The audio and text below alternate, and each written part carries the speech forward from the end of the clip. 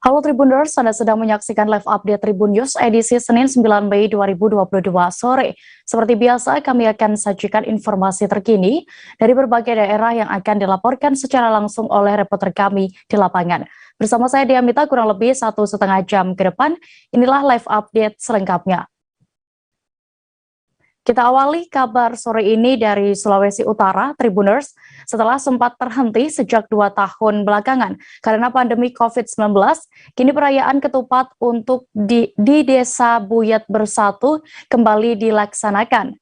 Sebelum raya ketupat dimulai, pembacaan doa dilaksanakan di masjid-masjid yang ada di masing-masing daerah atau desa sesudah sholat zuhur. Bagaimana situasi perayaannya di sana? Akan dilaporkan oleh rekan Rustaman, jurnalis dari Tribun Manado yang saat ini sudah bergabung bersama kami di sana. Silakan rekan Rustaman. Ya, terima kasih. Selamat sore Tribuners. Ya, jadi dari Bolaang Timur, saya akan melaporkan di mana di Desa Buyat kemarin itu ada perayaan Lebaran Ketupat Tribuners. Perayaan Lebaran Ketupat ini Tribuners sempat terhenti kurang lebih 2 tahun karena Indonesia itu dilanda pandemi atau sedang dilanda pandemi COVID-19 Tribuners. Pantauan kami di lapangan di Desa Buyat Bersatu atau di 6 desa yang ada di Buyat memang masyarakat sangat antusias untuk membuat tenda dan menyiapkan masakan atau hidangan yang mereka buatkan sejak semalam Tribuners. Perlu kami tambahkan juga para warga itu jika ada mobil atau kendaraan berupa kendaraan roda 2 itu dihadang oleh warga Tribuners. Tapi dalam hal ini dihadang untuk biar para pengendara atau penumpang baik itu kendaraan roda 4 atau kendaraan roda 2 agar mampir sejenak dulu untuk mencicipi hidangan yang sudah disediakan oleh warga setempat Tribuners. Ya, jadi pantauan kami juga jika ada pengendara yang tidak ingin turun dari kendaraan mereka, maka para ibu-ibu itu langsung menyodorkan makanan biar dibawa pulang oleh para pengendara Tribuners. Ya, kemudian diinformasikan juga atau kami tambahkan Tribuners, perayaan ketupat di Buyat Bersatu memang tidak seramai 2 tahun lalu Tribuners, karena kalau 2 tahun lalu itu sepanjang jalan Trans Sulawesi itu tenda-tenda yang atau stand untuk tempat makanan yang dibuatkan oleh warga itu cukup banyak. Tapi kemarin memang sedikit kurang karena memang pemberitahuan untuk pelaksanaan Hari Raya Ketupat agak sedikit terlambat Tribuners. Jadi warga mengira kalau perayaan Ketupat tidak akan dilaksanakan. Tapi ternyata perayaan Ketupat bisa dilaksanakan, tapi tetap harus mematuhi protokol kesehatan Tribuners. Ya. Kemudian perlu saya tambahkan juga Tribuners, jadi jalan raya yang ada di Desa Buyat Bersatu sempat mengalami kemacetan itu kurang lebih 1 jam itu mengalami kemacetan karena antrian panjang kendaraan baik roda 4 atau roda 2 cukup padat karena memang kemarin bertepatan dengan hari terakhir libur panjang Tribuners. Makanya kendaraan roda 4 atau kendaraan roda 2 yang menuju ke pantai itu pulang berbalik atau pulang untuk ke rumah masing-masing. Saya sampai di Desa Buyat memang cukup padat Tribuners. Ya, kemudian kami pantauan kami di lapangan itu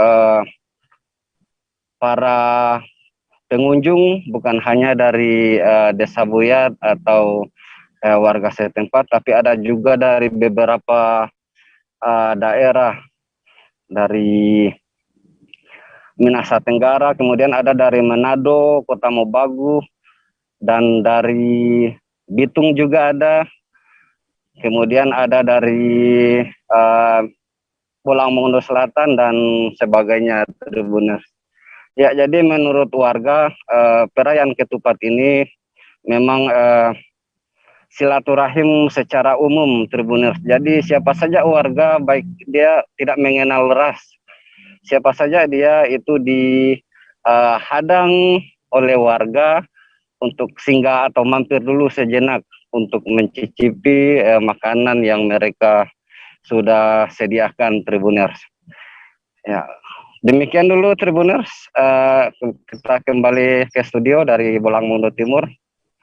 Baik, terima kasih rekan Rustaman untuk laporan Anda. Selamat kembali bertugas. Puncak arus mudik di Bandara Internasional Sultan Hasanuddin Makassar terjadi sejak Minggu 8 Mei 2022 kemarin. Ribuan penumpang terlihat memadai area keberangkatan check-in, kemudian ruang tunggu dan juga area kedatangan. Selengkapnya terkait situasi di Bandara Sultan Hasanuddin akan dilaporkan oleh reporter dari Tribun Timur, ada rekan Nurul Hidayah yang saat ini sudah bergabung bersama kami. Silakan dengan informasi Anda. Selamat sore Tribuners. Baik Tribuners, Bandara Internasional Sultan Hasanuddin di Makassar masih tetap ramai hingga Senin pagi tadi, walaupun puncak arus mudik telah berlalu pada minggu kemarin. Nah, dari data yang berhasil kami peroleh, pada puncak arus balik kemarin, Tribuners, itu jumlah penumpang mencapai 37.063 orang, dan jumlah ini diketahui meningkat sekitar 44% jika dibandingkan pada tahun 2020 yang hanya 25.649 orang. Nah, tak hanya itu, sebelumnya pihak Angkasa Pura juga menyebutkan mereka memprediksi bahwa pada puncak arus balik ini jumlah penumpang di Bandara Internasional Hasanuddin itu hanya berkisar sekitar 35.000, namun ternyata tembus menjadi 37.000 penumpang pada hari Minggu kemarin, Tribuners.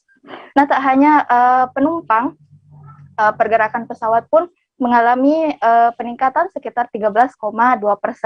Dari yang pada tahun 2021 itu hanya 227 pesawat, kemudian meningkat menjadi 257 pesawat pada puncak arus balik kali ini, Tribuners.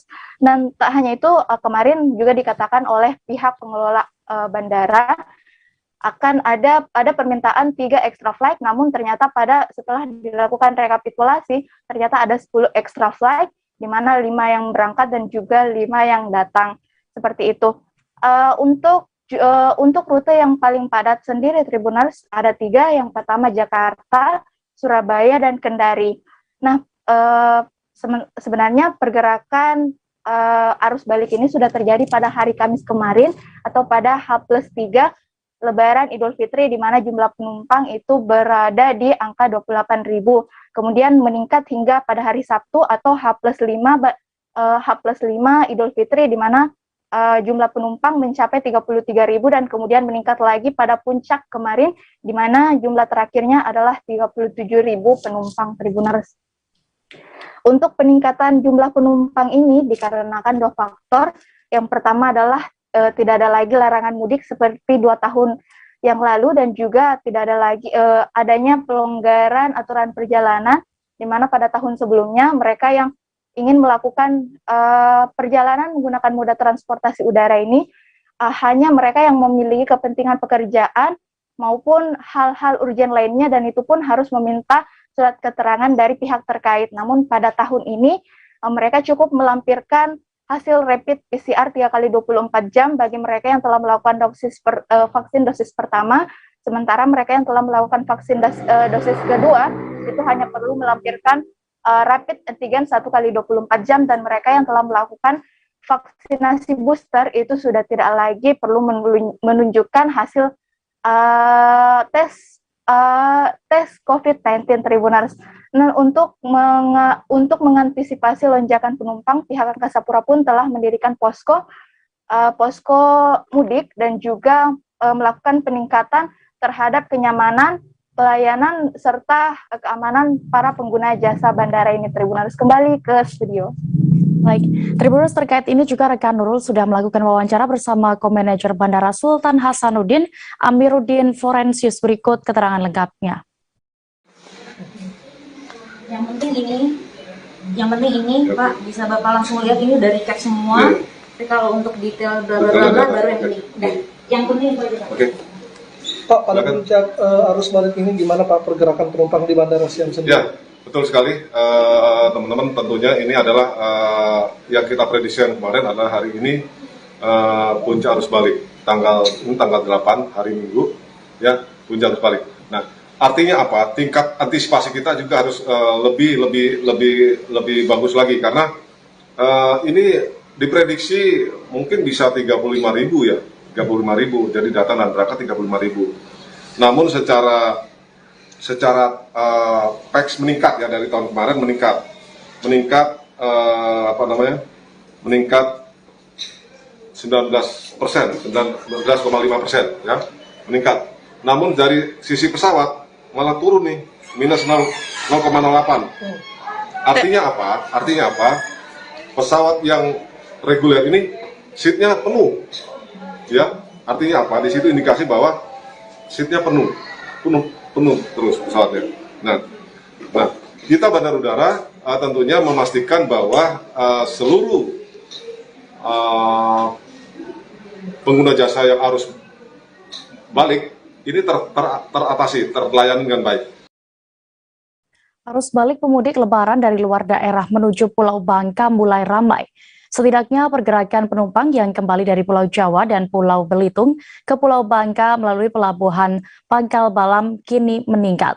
Selengkapnya terkait situasi di sana akan dilaporkan rekan Cepi Marlianto, reporter dari Bangka Pos yang sudah bergabung bersama kami. Silakan dengan informasi Anda.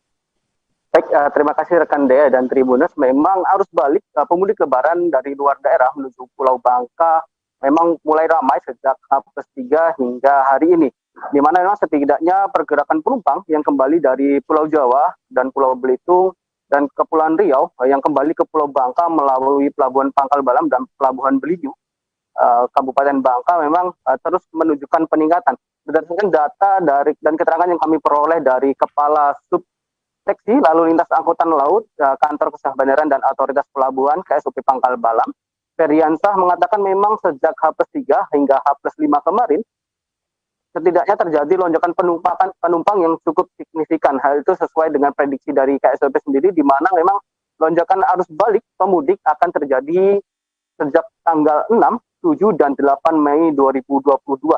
Setidaknya sudah sekitar 11.178 orang yang telah menyeberang dan tiba di Pelabuhan Pangkal Balam dan Pelabuhan Belitung, Kabupaten Bangka. Di mana berdasarkan data dari KSOP sendiri, setidaknya dari total tersebut, setidaknya ada sekitar 5.066 orang penumpang yang tiba dari Pelabuhan Tanjung Priuk, kemudian Pelabuhan Tanjung Pandan, dan Pelabuhan Tanjung Pinang, Kepulauan Riau. Hal itu berarti masih ada sekitar 20.508 orang yang belum kembali ke Pulau Bangka setelah pada arus mudik kemarin. Setidaknya ada sekitar 25.574 orang yang meninggalkan Pulau Bangka, sedangkan penumpang yang berangkat dari Pelabuhan Pangkal Balam menuju ke 3 pelabuhan yang saya sebutkan tadi, pada per hari Minggu kemarin setidaknya ada sekitar 6.112 orang yang telah melakukan perjalanan. Hal itu berarti masih ada sekitar 11.286 orang yang mudik ke Pulau Bangka dan belum melakukan arus balik menuju 3 daerah yang saya sebutkan tadi, seperti Tanjung Priok Jakarta, kemudian Tanjung Pandan Belitung, dan Tanjung Pinang Kepulauan Riau. Selain itu memang sejak H+3 kemarin setidaknya tercatat sekitar 739 orang yang datang dan berangkat dari Pelabuhan Pangkal Balam, kemudian pada hari Jumat tercatat sekitar 610 orang, dan pada hari Sabtu sekitar 729 orang, dan pada hari Minggu kemarin sekitar 700 orang. Di mana pada 4 hari tersebut arus penumpang dapat dikategorikan padat, di mana memang itu setelah sebelumnya pemerintah di mana memang berdasarkan total tersebut jumlah pemudik yang melakukan arus balik memang didominasi pemudik yang menuju Tanjung Pandan Belitung, di mana memang dari kapasitas kapal yang telah disediakan sekitar 400 orang, memang per harinya kapal cepat yang melayani rute dari Pelabuhan Pangkal Balam menuju Pelabuhan Tanjung Pandan Belitung terisi sekitar 370 orang atau dengan lot kapasitas sekitar 95%, di mana memang dalam sehari satu jenis kapal cepat dioperasikan dari Pelabuhan Pangkal Balam menuju Tanjung Pandan Belitung, di mana memang untuk untuk operasi kapal roll on roll off sendiri memang tercatat sejak mulai H+3 hingga kemarin, artinya ada sekitar 430 orang yang berangkat dari Pelabuhan Pangkal Balam menuju Pelabuhan Tanjung Priuk, Jakarta setiap harinya. Di mana memang untuk KSP Pangkal Balam sendiri menyediakan 10 armada untuk mengantisipasi arus balik pemudik hingga H+15 Lebaran mendatang atau sampai tanggal 18 Mei 2022. Selain itu juga KSOP juga menyediakan beberapa posko, di mana satu posko tersebut posko untuk pemudik, di mana memang di dalam posko tersebut terdapat pelayanan kesehatan, kemudian rapid antigen dan vaksinasi. Hal itu diharapkan bagi masyarakat yang belum melakukan vaksinasi ataupun belum melakukan tes PCR untuk melakukan perjalanan mudik dapat terlayani langsung di posko tersebut. Begitu rekan Dea, kembali ke studio. Baik, terima kasih rekan CP Marlianto untuk laporan Anda dari Pulau Bangka. Selamat kembali bertugas. Kita beralih ke DKI Jakarta, Tribuners. Aksi para pesepeda roda, aksi para pesepatu roda yang melintas di Jalan Gatot Subroto, Jakarta Pusat tengah menjadi perbincangan oleh warganet di media sosial. Aksi tersebut lantas mendapat protes dari warga sekitar yang lewat. Pasalnya hal itu dinilai mengganggu pengguna jalan lainnya. Terkait fakta dari aksi pesepatu roda ini di jalanan Jakarta akan dilaporkan oleh Dionysius Arya Bima Suci yang sudah bergabung bersama kami. Silakan rekan Dion. Ya, terima kasih dia. Ya, Tribuners, jadi memang viral di media sosial sekelompok orang yang tengah asik bermain roller skate atau sepatu roda di Jalan Gatot Subroto. Dari video yang beredar di media sosial, tampak mereka asik bermain skate atau sepatu roda di tengah jalan tersebut. Aksi mereka pun sempat mengganggu kendaraan lain yang berada di belakang mereka. Sebuah mobil pun terlihat kesulitan ketika hendak menyalip rombongan ini. Dongkol dengan hal ini, mobil tersebut dan beberapa kendaraan lain juga membunyikan klaksonnya. Hal ini pun mendapat tanggapan beragam dari masyarakat. Wakil Gubernur DKI Jakarta Ahmad Riza Patria pun menyebut aksi mereka cukup arogan. Aksi mereka pun disebut Riza sangat mengganggu dan membahayakan pengguna jalan lainnya. Polda Metro Jaya pun bereaksi. Kabid Humas Polda Metro Jaya Kombes Pol Endra Zulpan memberikan ultimatum kepada kelompok orang ini. Ia menyebut pihak kepolisian bakal memberikan sanksi bila mereka kembali berulah bermain skate di tengah jalan. Kepala Dinas Perhubungan DKI Jakarta Syafrin Liputo pun sangat menyayangkan aksi para sepatu roda ini. Ia meminta mereka untuk bermain sepatu roda di lokasi yang sudah disiapkan seperti di Jakarta International Roller Track Arena atau JIRTA yang berada di Sunter, Jakarta Utara. Belakangan diketahui rombongan pemain sepatu roda ini ternyata merupakan atlet pelatnas yang tengah berlatih. Persatuan Olahraga Sepatu Roda Seluruh Indonesia atau Porse Rossi Provinsi DKI Jakarta pun menyampaikan permintaan maafnya. Ketua Porse Rossi DKI Jakarta Muhammad Sa mengatakan mereka terpaksa berlatih di jalanan lantaran arena JIRTA masih ditutup selama libur Lebaran. Arena JIRTA pun baru dibuka mulai hari ini.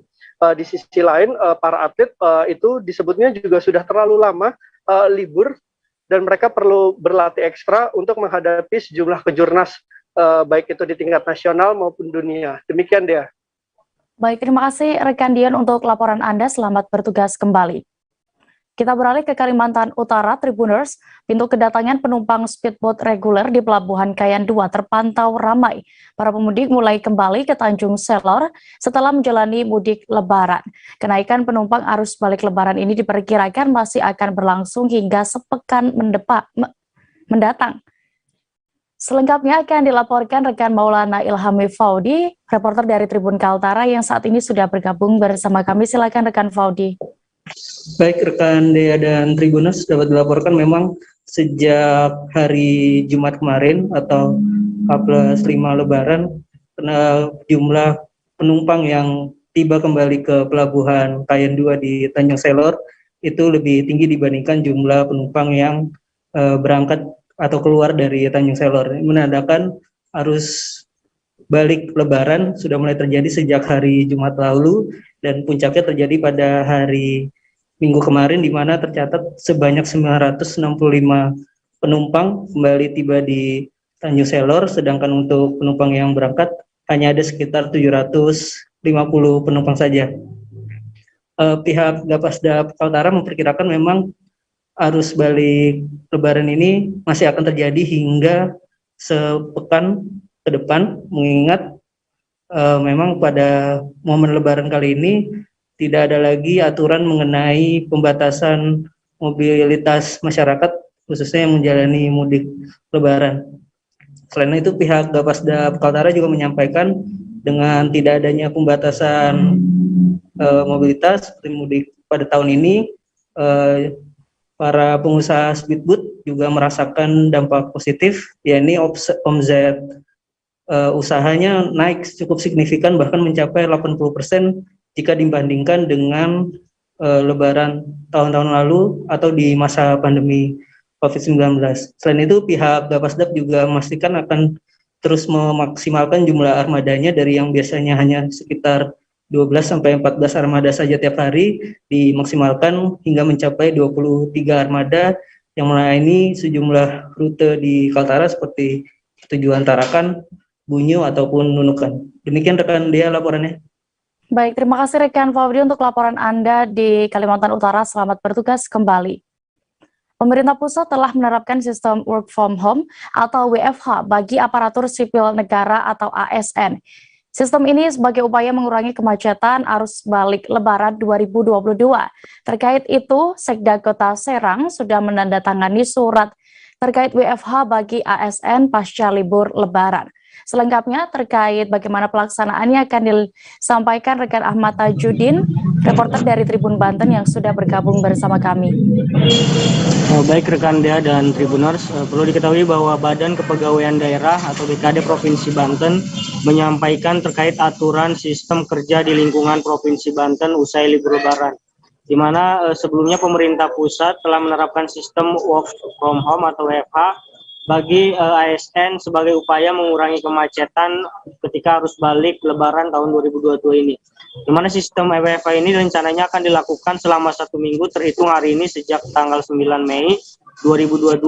Kemudian hal itu juga telah diinstruksikan oleh Menpan RB kepada seluruh pejabat pembina kepegawaian atau PPK untuk mengatur jadwal WFH di instansinya masing-masing. Namun saat dikonfirmasi tribunbanten.com, Kepala Badan Kepegawaian Daerah Provinsi Banten menyampaikan bahwa untuk aturan kerja ASN di lingkungan Provinsi Banten masih mengacu pada Inmendagri nomor 22 tahun 2022 tentang pemberlakuan pembatasan kegiatan masyarakat atau PPKM level 3, level 2, dan level 1 COVID-19 di wilayah Jawa dan Bali.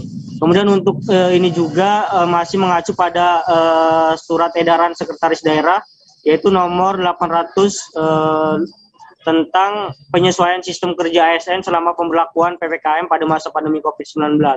Nah, sistem kerja itu diperpanjang sampai dengan 31 Mei 2022. Dijelaskan oleh Nana sendiri selaku Kepala BKD, untuk aturan WFH dan WFO itu di sejumlah instansi sudah diatur dalam SE tersebut, dikarenakan untuk Pemprov Banten berada di wilayah Kota Serang dan Kota Serang berada di wilayah level 3, sehingga aturannya sendiri menyesuaikan dengan aturan PPKM level 3. Untuk aturan PPKM level 3 ini pelaksanaan kegiatan pada sektor non esensial diberlakukan maksimal 50% WFO dan 50% WFH. Sehingga untuk mudik lebaran ini bagi OPD-OPD yang telah diterapkan WFH bisa melaksanakan WFH-nya di rumahnya masing-masing terhitung sejak tanggal hari ini. Kemudian untuk OPD lainnya masih mengikuti dengan arahan sesuai dengan instruksi dari OPD-nya masing-masing yang telah diatur menyesuaikan sesuai dengan SE Sekda Provinsi Banten dan juga Inmedagri tersebut ya. Baik, terima kasih rekan Ahmad Tajudin melaporkan dari Serang, Banten. Selamat kembali bertugas. Seorang selebgram asal Palembang, Sumatera Selatan bernama Aprianzi Sundana alias Ubey harus berurusan dengan pihak kepolisian. Pasalnya, selebgram itu terjerat kasus promosi situs judi online di akun Instagram pribadinya dengan keuntungan mencapai jutaan rupiah. Saat ini kami sudah terhubung dengan rekan Rahmat Kurniawan, reporter dari Tribun Sumsel yang siap dengan informasi lengkapnya. Silakan rekan Rahmat. Baik, terima kasih Dea. Jadi Tribun dapat kami informasikan bahwasannya Satuan Reskrim Polrestabes Palembang, tepatnya unit Ditsus, baru saja mengamankan seorang selebgram Palembang yang dikenal dengan nama Absenso atau UB. Dia ini telah mempromosikan situs judi online melalui instastory akun Instagram pribadinya melalui media sosial, dan awal kronologi penangkapan tersangka ini awal mulanya ketika anggota Pitsus yang tengah melakukan patroli cyber untuk media sosial telah menemukan akun Instagram milik selebgram Absenso ini telah mempromosikan situs judi online. Untuk situs judi online ini sendiri dari pengakuan selebgram Absenso, yaitu telah mempromosikan situs judi online tersebut selama kurang lebih 1 bulan. Dari keuntungan yang ia dapatkan mempromosikan judi tersebut, ia dibayar 4 juta rupiah untuk satu kali posting, dan setelah pengembangan ternyata 2 minggu setelah ia mempromosikan situs link itu, ia kembali menerima bayaran sebesar Rp400.000 dari seseorang yang menawarkannya untuk mempromosikan situs judi online. Dan memang untuk selebgram Absenso ini sendiri cukup dikenal di Kota Palembang dan cukup banyak pengikutnya, cukup berpengaruh juga, dan kini ia sudah diamankan untuk diperiksa lebih lanjut terkait situs judi online. Dari informasi terakhir yang kami himpun, polisi juga sedang mengejar siapa orang yang pertama kali menawarkan Absenso ini untuk mempromosikan situs judi online. Baik, terima kasih rekan Rahmat Kurniawan, dan berikut Tribuners hasil wawancara reporter kami bersama Kapolrestabes Palembang, Kombes Pol Muhammad Ngajib. Selengkapnya. Sudah berapa lama? Ya? 8 hari. 8 hari. Kamu Instagram selebgram ya? Selebgram di Palembang? Iya. Ribuan pemudik memadati area kedatangan Terminal 2 Bandara Soekarno-Hatta. Antrean juga terjadi di lokasi pemesanan taksi dan mobil online tepat di depan terminal. Lalu lalang pemudik mendorong troli berisi koper, tas besar, dan kardus menjadi pemandangan umum di area bandara saat ini. Selengkapnya terkait situasi terkini di Bandara Suta akan dilaporkan reporter Warta Kota. Saat ini kami sudah terhubung dengan rekan Rifki Ibnu Masih. Selengkapnya, silakan rekan Rifki. Terima kasih Dea di studio. Dilaporkan dari Bandara Internasional Soekarno-Hatta, Tangerang, Banten, bahwasanya puncak arus mudik terjadi di hari Minggu 8 Mei 2022. Pada hari Minggu kemarin pula, Menteri Perhubungan Budi Karya Sumadi memantau langsung ke Terminal 2 Bandara Internasional Soekarno-Hatta. Menurut keterangan Menteri Perhubungan, jumlah penerbangan di puncak arus mudik 2022, tepatnya di Terminal 2, mencapai 570 penerbangan domestik. Sedangkan penumpang yang singgah di Bandara Internasional Soekarno-Hatta diperkirakan mencapai 3.500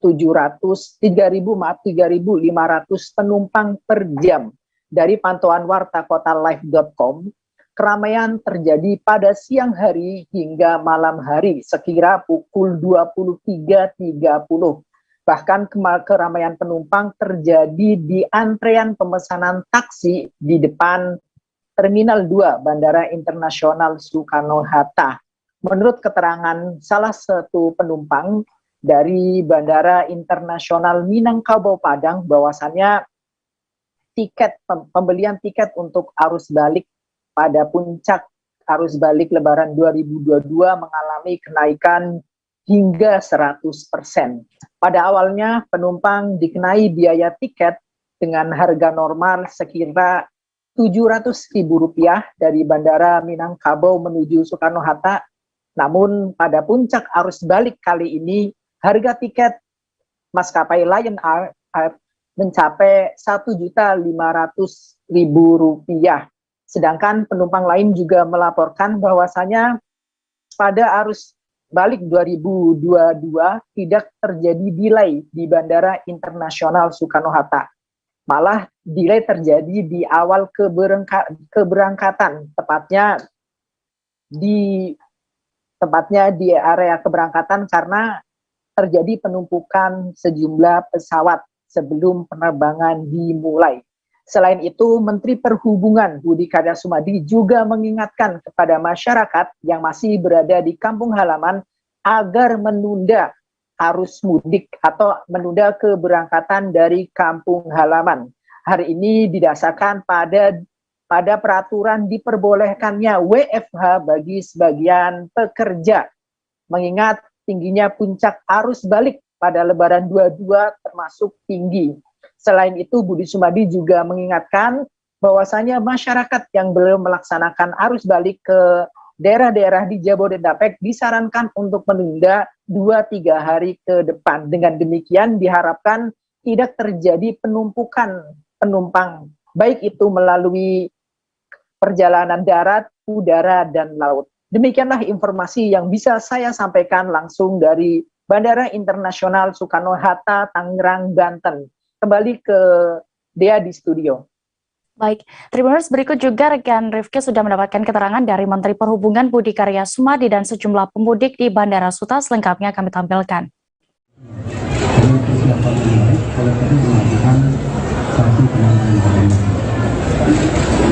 Kalaupun hari ini sudah tinggi, bagi pemudik yang masih di bandara, tunggulah tidak hari ini, besok atau lusa, atau bahkan lusa itu adalah lebaran itu 40 jam. Itu ada suatu manfaat juga. Satu sisi Bapak Ibu bisa menghindari lebaran yang cepat, tapi di sisi lain bisa membantu. Tidak ada suatu ikatan dengan penumpang yang balik ke sini. Dan ini membuat mereka yang mudik lebih nyaman. Untuk detailnya saya minta pada Pak Dirjen dan nanti dari perwakilan Bogor untuk menjelaskan apa yang dilakukan di sidang lain. Kalau dari arus balik tadi sih sempat delay. Ya itu masalah operasional juga karena kan arus baliknya lumayan rame ya. Dari segi bandara aja itu juga penuh. Untuk di kondisi di pesawatnya itu sendiri itu juga penuh. Jadi full semua kursi yang full.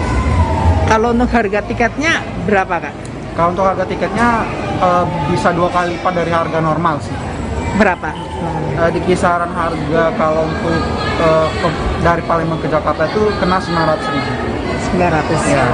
Kalau biasanya Kak Adi pulang berapa? Normal. Biasanya pulangnya ya kalau hari normal 450-an lah. 450. Berarti kondisi di dalam pesawat emang semuanya full ya kayak kursinya. Iya. Tapi kalau perjalanan delay sebentar kayak? Iya, delay 1 jam aja sih tadi. Delay 1 jam. Kalau tujuannya Kak Adi mau kemana, Kak? Saya pulangnya di Tangerang. Tangerangnya mana, Kak? Tangerang Kota. Tangerang Kota. Oh, Kak Adi usianya berapa, Kak? Untuk arus balik sih kelihatan agak macet ya. Macet, cuman nanti kalau ini kan mau ke Tangerang, memang nggak tahu sih kalau kayaknya macet gitu. Tapi kalau dari Padang selama perjalanan Padang ke sini lumayan sangat macet. Kalau untuk di pesawat sendiri gimana Kak Anggit? Penumpangnya apakah penuh atau masih longgar? Karena kebetulan sama-sama berangkat sama orang umroh. Sama ini Kak, ini untuk tiketnya dari Padang ke Suta berapa Kak Anggit? Kalau untuk harga tiket sekarang kan memang benar-benar lagi mahal ya. Berapa kan? Kalau untuk tadi kan juga berangkatannya Lion itu 1,5. Biasanya tuh sekitar 700-an, sekarang ini hampir 1,5 gitu. 1,5 juta Kak Anggi. Ya, menurut Kak Anggi untuk harga segitu gimana Kak Anggi? Kalau untuk harga segitu mungkin karena 2 tahun COVID ya tadi ya, mungkin ya wajar-wajar aja sih, mungkin karena kan 2 tahun kemarin kan untuk apa namanya, emang wajar aja sih kalau menurut saya gitu. Tadi naik maskapai apa Kak Anggi? Lion. Oh Lion. Oh ya Kak Anggi, nama lengkapnya siapa Kak? Informasi berikutnya seputar kuliner yang sudah tidak asing lagi di Indonesia. Ya, penjual bakso Tribuners mungkin menjamur di beberapa daerah. Namun jika Anda berencana untuk menikmati bakso dengan suasana yang unik, boleh datang ke Depok, Jawa Barat. Di Depok ada pedagang unik yang menawarkan sensasi makan bakso sambil lesehan di atas tikar seperti sedang berpiknik. Bagaimana situasi di sana dan juga alamat lengkapnya akan disampaikan oleh rekan PB Adeliana, reporter dari Tribun Jakarta yang saat ini sudah bergabung bersama kami. Silakan rekan PB dengan informasi Anda.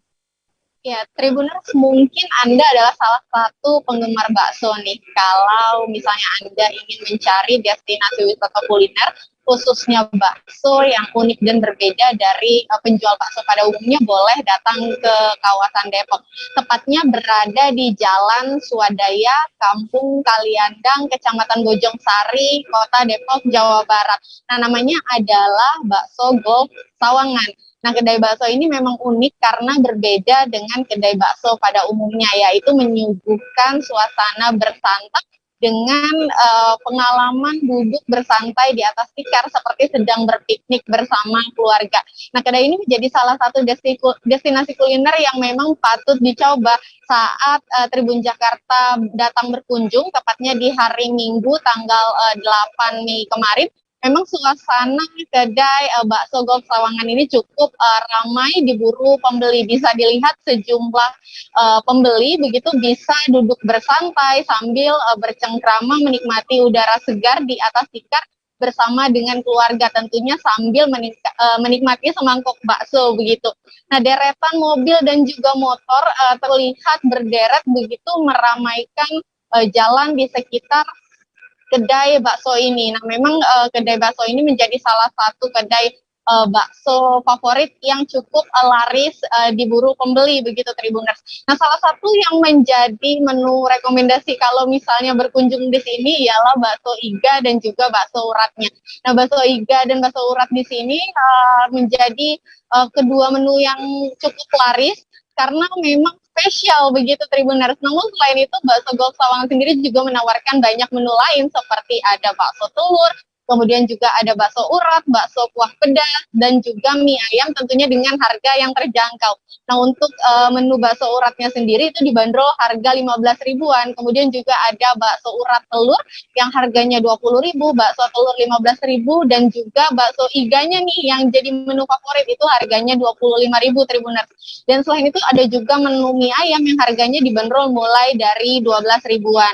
Nah, saya sudah mencoba secara langsung nih menu rekomendasi yang ada di sana, yaitu menu bakso iganya yang harganya terjangkau, itu 25 ribuan sudah disajikan lengkap bersama dengan mie, kemudian juga ada sayuran dan juga 2 bakso kecilnya. Nah, bakso iga di sini kenapa sangat direkomendasikan, karena selain dari cita rasanya yang segar dan enak, bakso iganya sendiri juga berukuran besar, namun memiliki daging yang cukup padat dan juga empuk begitu, Tribuners. Nah, ini untuk harga 25 ribu boleh dibilang sangat mengenyangkan dan juga direkomendasikan begitu ya. Nah, bagi Tribuners yang mau coba bisa datang langsung ke Bakso Golf Sawangan ini yang ada di Jalan Swadaya, Kecamatan Bojongsari, Kota Depok.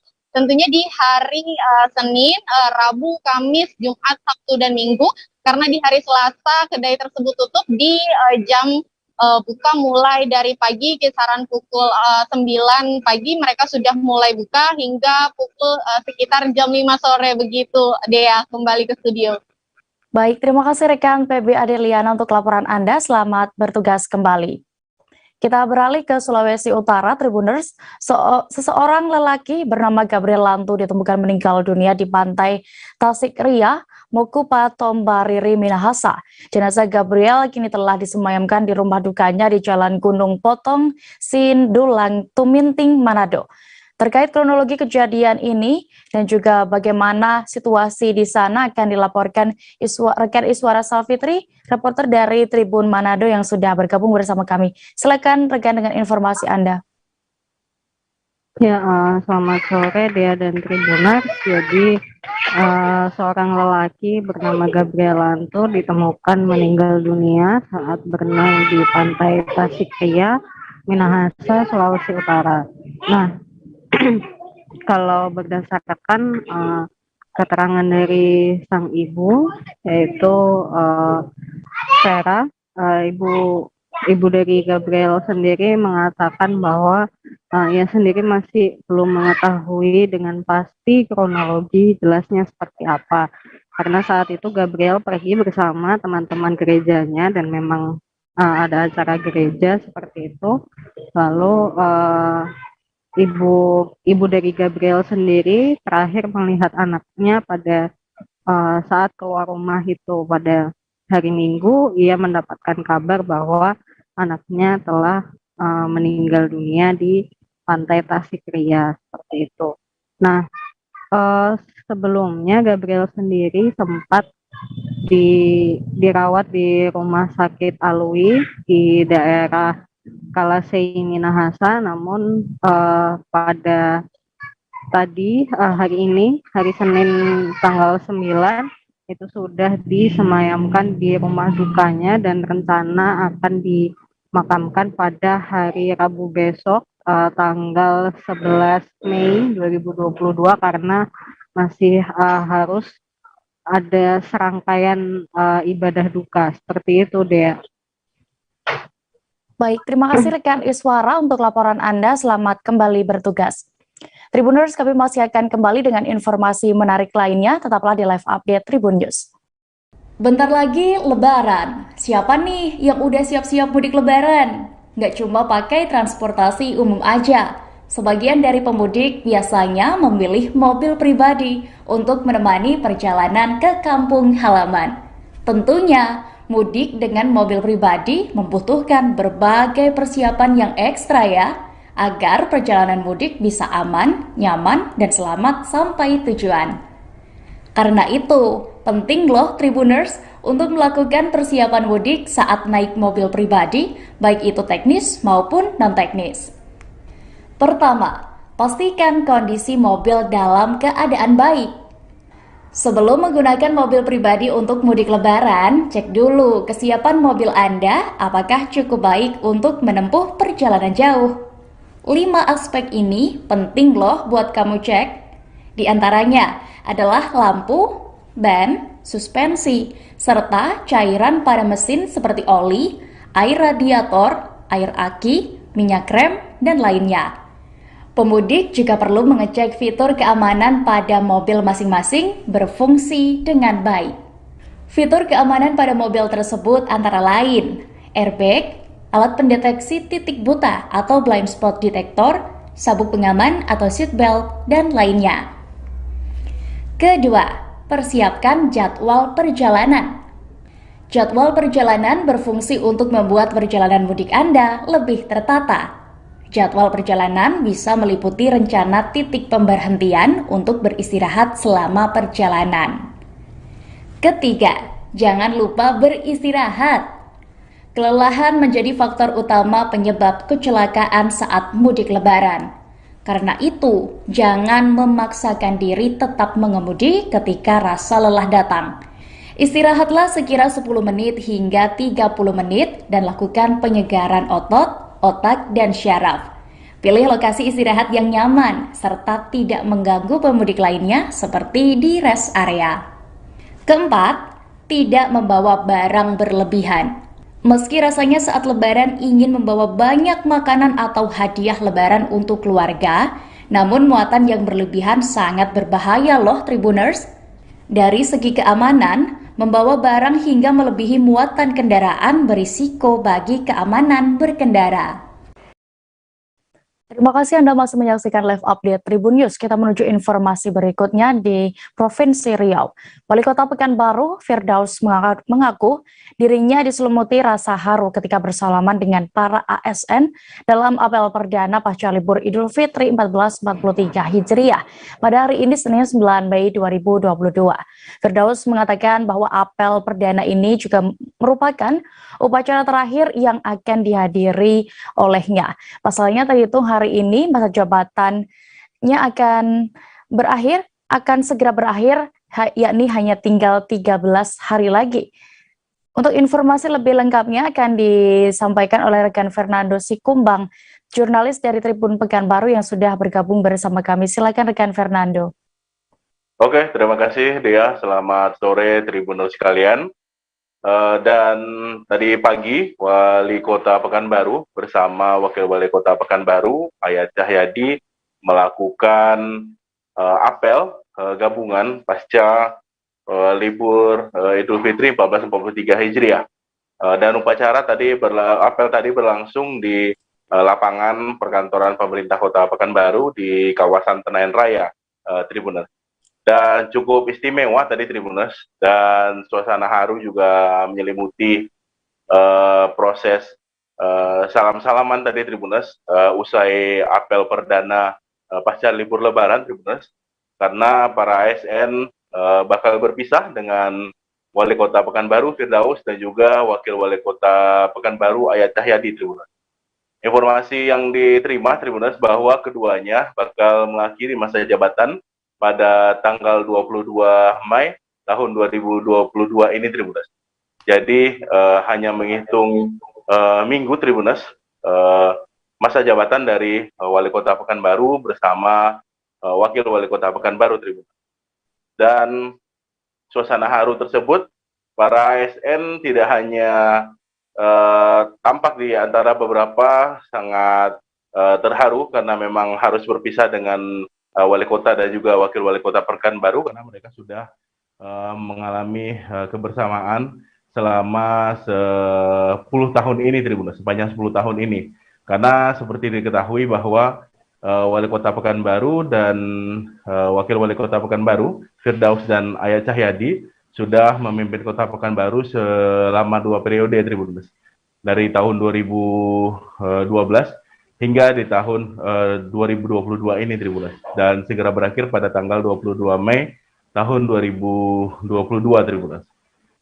Dan untuk saat ini Tribuners, sejumlah nama sebenarnya sudah muncul Tribuners untuk menjadi PJ Wali Kota Pekanbaru Tribuners yang nantinya bakal menggantikan peran dari Wali Kota Pekanbaru sebagai pimpinan Kota Pekanbaru hingga nantinya bergulir pilkada di Riau Tribuners untuk pemilihan Wali Kota Pekanbaru khususnya Tribuners. Dan beberapa harapan sebenarnya disampaikan oleh Wali Kota Pekanbaru Tribuners bahwa nantinya ia berharap para ASN nantinya bisa meningkatkan kualitas dan bisa lebih disiplin dalam menjalankan tugas, karena memang sejumlah program nantinya yang menyasar masyarakat harus bisa dirasakan oleh masyarakat, baik di bidang kesehatan, bidang pendidikan, dan bidang infrastruktur nantinya Tribuners. Maka ia berharap nantinya ASN bisa lebih profesional dan juga bisa lebih baik lagi Tribuners. Dan ia juga berharap nantinya kepada PJ Wali Kota Pekanbaru yang nantinya terpilih, ia sangat berharap nantinya PJ Wali Kota Pekanbaru yang nanti bakal menggantikan Wali Kota Pekanbaru dan juga Wakil Wali Kota Pekanbaru sebagai PJ nantinya Tribuners. Ia berharap nantinya bisa PJ Wali Kota bakal melanjutkan sejumlah program-program yang mungkin sampai saat ini masih tertunda. Ya, seperti diketahui memang cukup banyak sejumlah program yang masih belum tuntas Tribuners. Namun ia berharap nantinya PJ Wali Kota bisa menuntaskan program-program dari pemerintah kota Tribuners agar bisa dirasakan oleh masyarakat Tribuners. Begitu Dea, laporan dari Pekanbaru. Baik, terima kasih rekan Fernando. Dan berikut Tribuners keterangan dari Wali Kota Pekanbaru, Firdaus. Selengkapnya kami tampilkan. Karena ini adalah upacara terakhir yang kami hadiri berdua. Karena terhitung dari sekarang, waktu kami tinggal 13 hari lagi.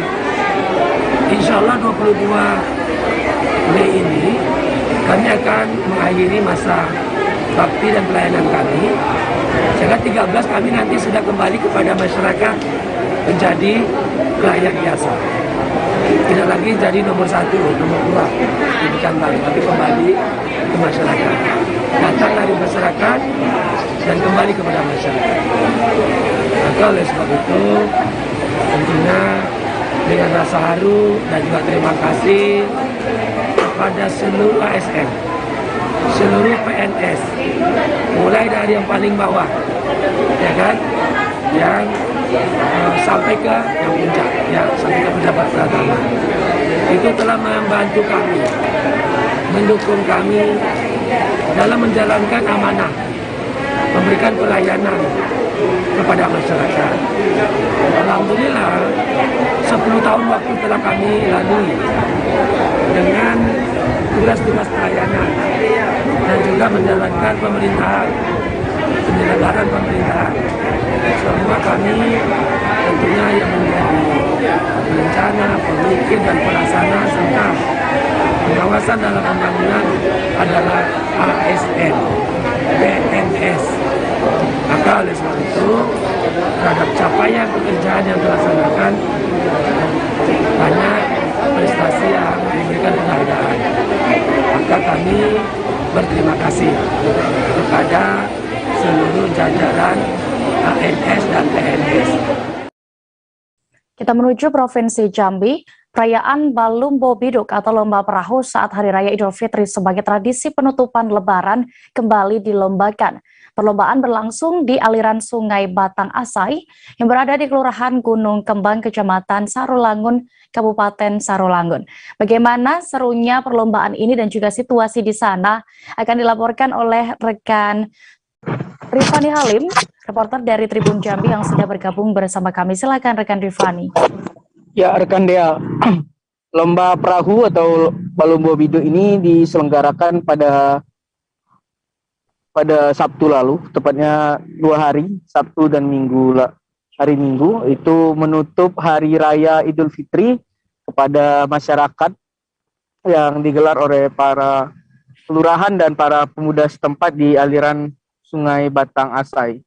Nah, ini dilakukan di kelurahan, maksud saya, di Kelurahan Gunung Kembang, di wilayah Tanjung Rambai, Kecamatan Sarolangun, Kabupaten Sarolangun, Provinsi Jambi.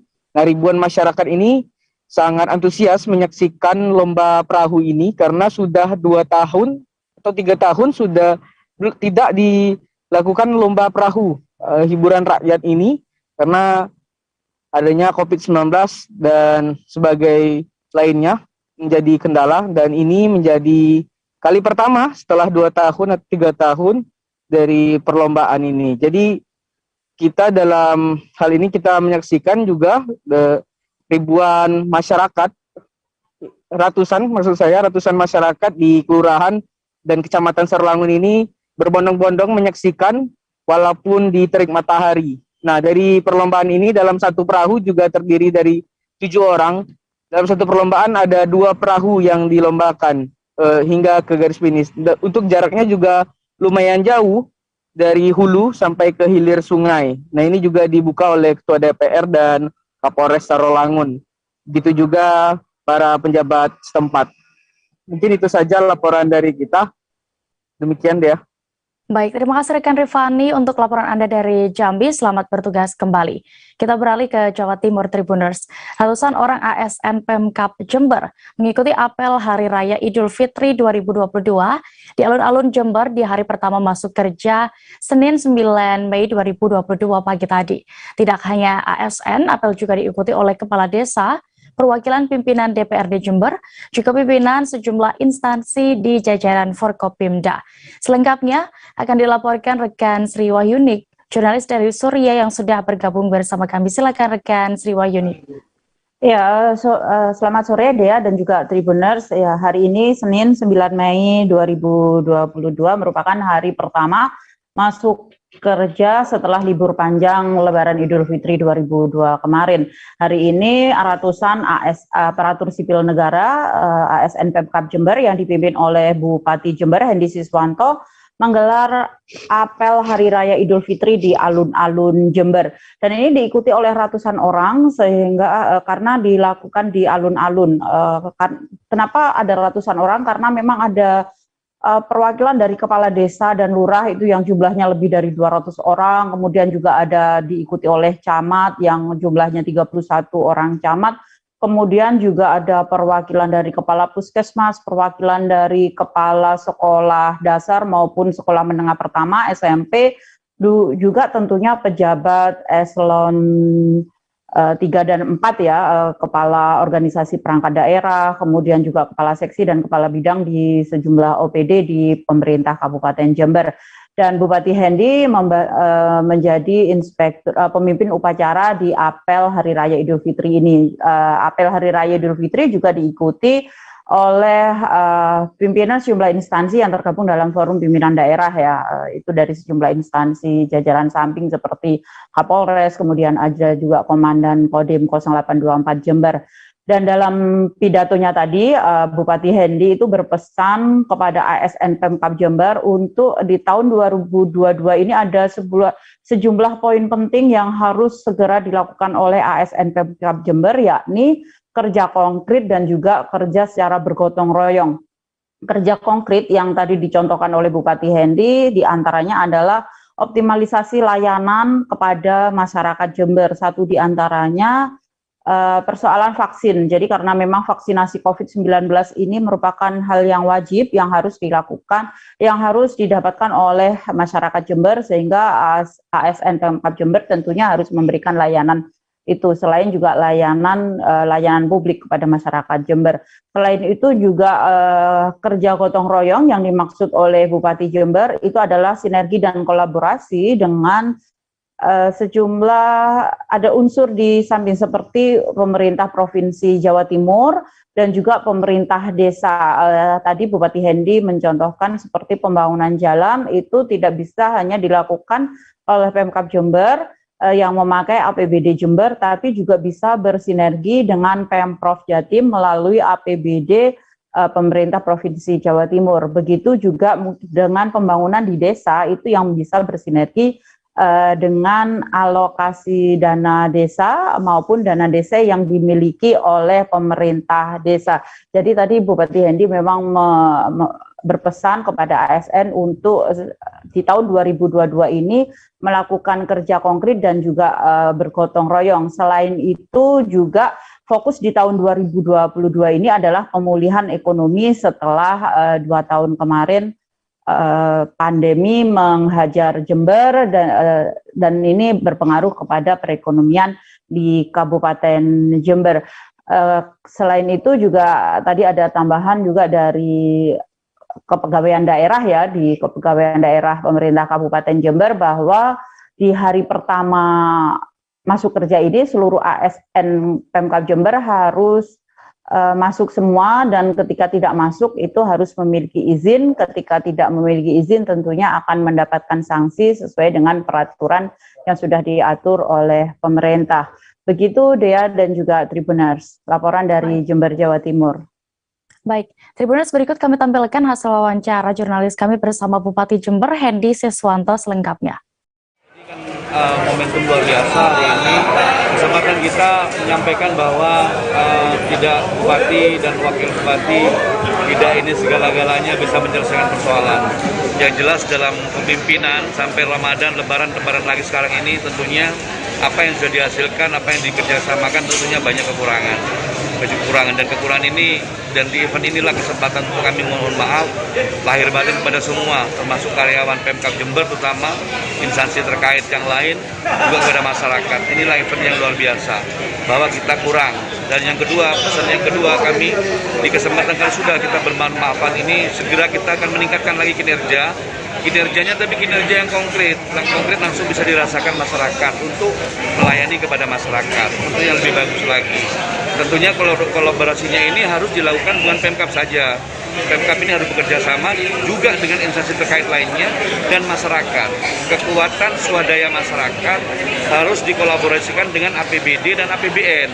Dan ini kalau ini bersinergi bareng bersama-sama, ya ada integrasi di situ, tentunya pembangunan langsung nyata, langsung bisa didapatkan, ya. Satu contoh sekarang ya, satu kegiatan ini teman-teman dari OPD harus ada kolaborasi sinergi dengan teman provinsi, contoh pembuat jalan ya. Kita membuat jalan yang bagus, tapi saluran kiri kanan kan harus perbaiki juga. Konektivitas dengan jalan nasional, jalan provinsi harus ada informasi di situ, hubungan, sehingga tidak sampai putus pekerjaan itu. Nah, seperti itulah yang harus kerjasamakan untuk daerah di masyarakat, swadaya masyarakat. Kita tidak mungkin bisa menyelesaikan semuanya secara langsung. Itu perlu ada gotong royong masyarakat dengan anggaran DD dan ADD, ya, kerjasama kerja bakti antar masyarakat, gotong royong di situ. Asisten perusahaan sawit PT CNIS menjadi korban pembunuhan diduga dilakukan oleh ninja sawit atau pencuri sawit pada Jumat 6 Mei 2022 lalu. Korban ditemukan tewas bersimbah darah di Dusun Malam 1, Mukok, Kabupaten Sanggau, Kalimantan Barat. Setelah melakukan serangkaian penyelidikan dan penyidikan, polisi akhirnya berhasil menangkap terduga pelaku pembunuhan. Selengkapnya terkait kasus ini akan dilaporkan oleh rekan Henry Cornelius, reporter dari Tribun Pontianak yang sudah bergabung bersama kami. Silakan rekan Henry. Ya, selamat sore Dea dan juga Tribuners. Dapat kami sampaikan bahwa tadi siang Wakapolres Sanggau Kompol Noprial Alberti Kombo didampingi Kasat Reskrim Polres Sanggau AKP Sulastri dan juga Kapolsek Muko Ibda Suharyanto menggelar press release pengungkapan kasus pembunuhan dan pencurian sawit yang terjadi di Dusun Malan 1, Desa Kedukul, Kecamatan Muko, Kabupaten Sanggau, Kalimantan Barat.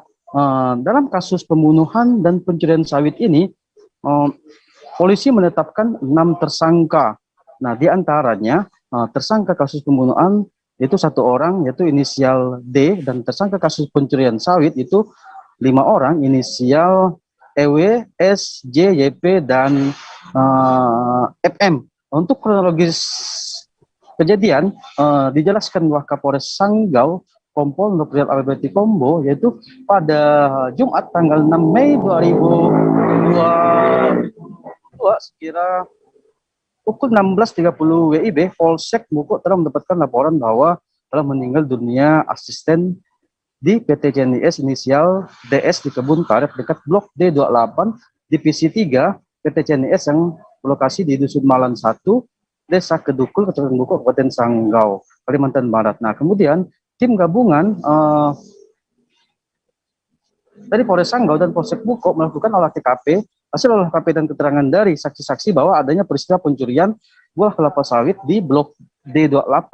Nah, kemudian tim gabungan melakukan pengembangan dan berhasil mengamankan pelaku tindak pidana pencurian yang berjumlah 5 orang, yaitu EW, S, J, YP, dan MM. Kemudian pada Sabtu tanggal 7 Mei 2022 sekira pukul 14.00 WIB, dari hasil keterangan pelaku pencurian, pada saat melakukan pencurian mereka tertangkap tangan oleh korban DS tadi. Nah, kemudian pelaku pencurian yang berjumlah 5 orang meninggalkan TKP dan 1 tersangka D berhasil diamankan oleh korban DS, dan pada saat diamankan tersangka D ini melakukan perlawanan hingga menyebabkan korban meninggal dunia. Nah, setelah kejadian, tersangka D ini melarikan diri dan berhasil diamankan pada Minggu tanggal 8 Mei 2022 sekira pukul 7.00 WIB.